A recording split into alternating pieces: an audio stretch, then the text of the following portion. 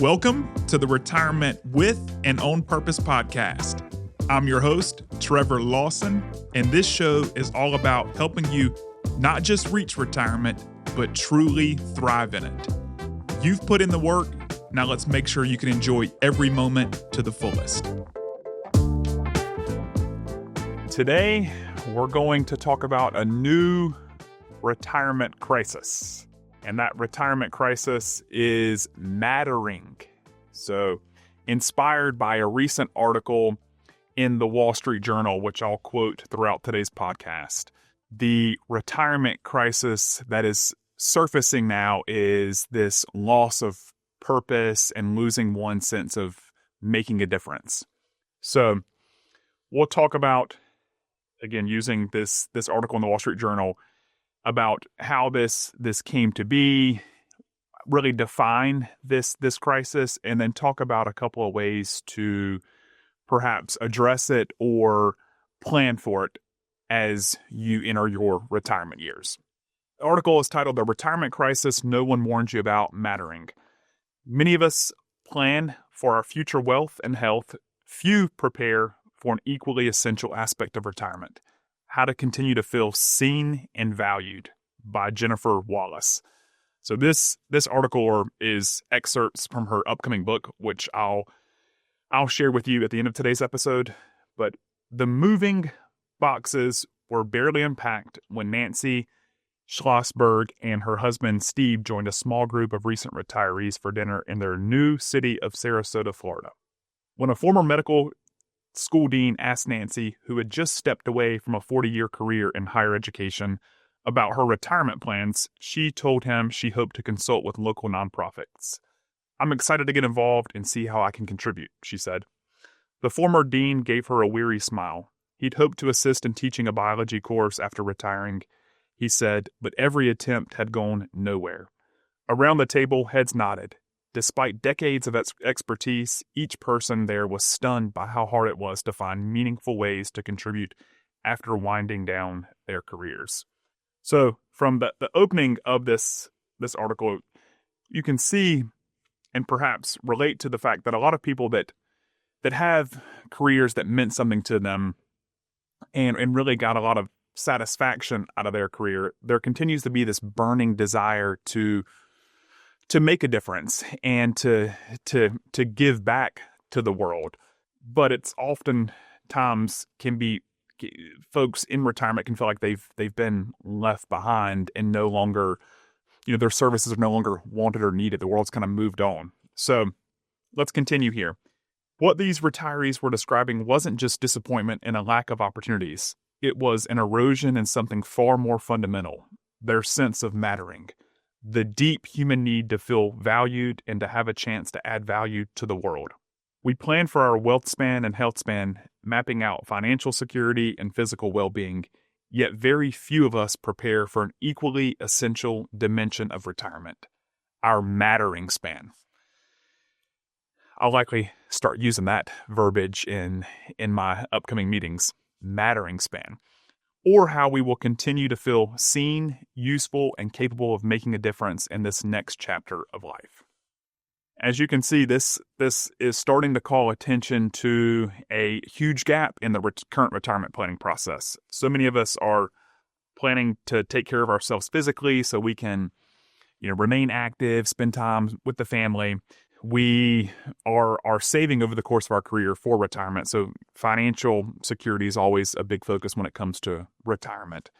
But this mattering span is oftentimes not at all or given very little attention. So let's continue here.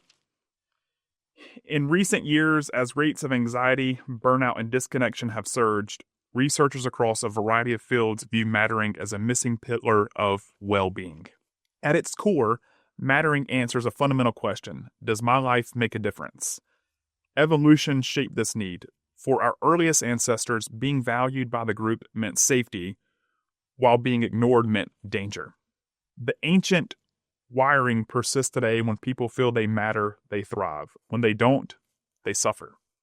Continuing to quote here, to understand how to deal with the problem, it's useful to think of mattering as having four main components.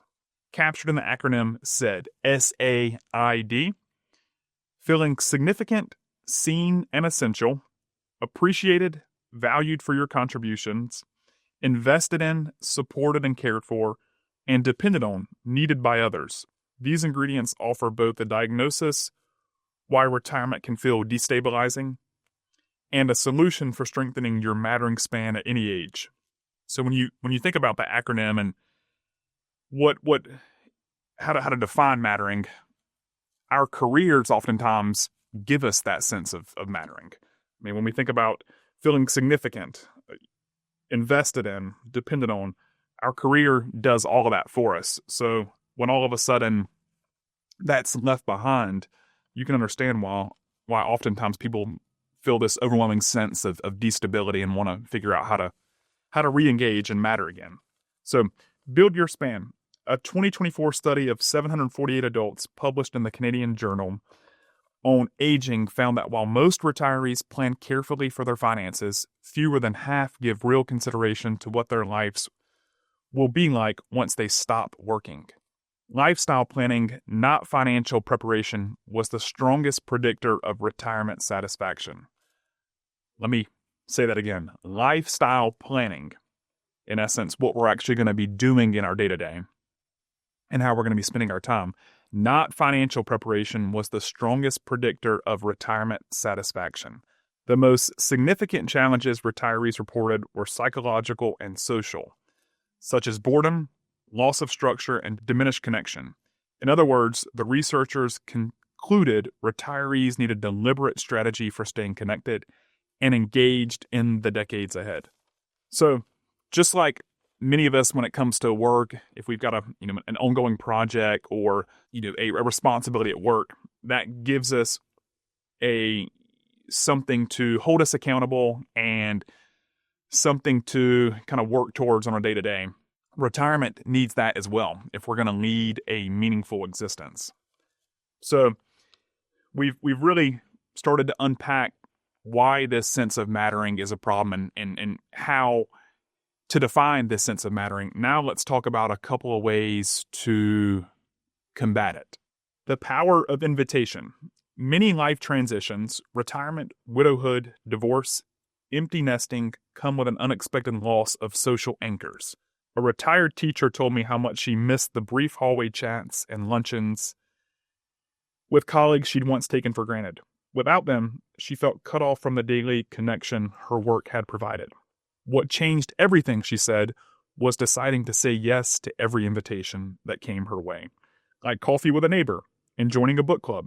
Each yes helped her rebuild the connection she craved. There's a potential goal for this year. Saying yes more often. One place to start is with a modest goal of saying yes to an invitation or extending one twice a week. And remember, an invitation isn't just about you. When someone reaches out, they're taking a small risk in their bid for connection. By saying yes, you're signaling that you value them too. In this way, extending or accepting an invitation becomes a mutual exchange of mattering. So, the power of invitation. Saying yes and extending that can give us a small but immediate sense of mattering. To experience the benefits of mattering, we need to feel valued, but we also need the opportunity to add value again. Research increasingly shows that having the sense of purpose plays a central role in retirement satisfaction and mental health. But purpose alone doesn't capture the whole picture. What retirees often search for is the experience of being depended on. In my interviews, the people who regained that sense of being needed tended to follow a simple, repeatable pattern. They identified a genuine need and met it with 3 T's: time, talent, or treasure. So, in closing here, all of us will face life transitions that can rattle our sense of mattering. The way back can start small, inviting a lonely neighbor to coffee, checking on someone going through a hard time, or lending a hand to a family stretched thin. What you might find is that the fastest way to feel like you matter is to show someone else that they do too. This was all taken from Jennifer Wallace's new book, Mattering: The Secret to a Life of Deep Connection and Purpose. which will be published on January 27th. I would encourage those of you who are thinking about retirement to give just as much thought, if not more thought, to your mattering span as you are likely given to your financial and your health span. So I would encourage you to pick up a copy of this book, because this book is a great complement to what I hope a lot of episodes in my ongoing podcast can provide, is a look into how to make our retirement years our best years and ultimately create a lasting feeling of satisfaction when that time in life arrives. As always, thank you for tuning in today, and I'll look forward to being with you again soon. Take care. Thanks for tuning in to the Retirement with and On Purpose podcast. I hope you're walking away with new ideas and a fresh perspective on how to make the most of your retirement journey. And remember, retirement isn't the end. It's your time to live with purpose. Until next time, I'm Trevor Lawson.